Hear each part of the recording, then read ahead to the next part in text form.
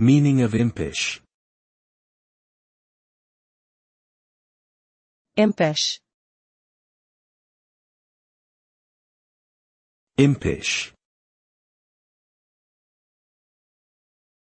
Impish. Impish. The term impish refers to a person or behavior that is mischievous, playful, and often characterized by a sense of humor. It's commonly used to describe someone who delights in causing trouble or playing pranks on others. An impish person is typically seen as clever and witty, but may also be viewed as irritating or annoying by those who are the target of their antics.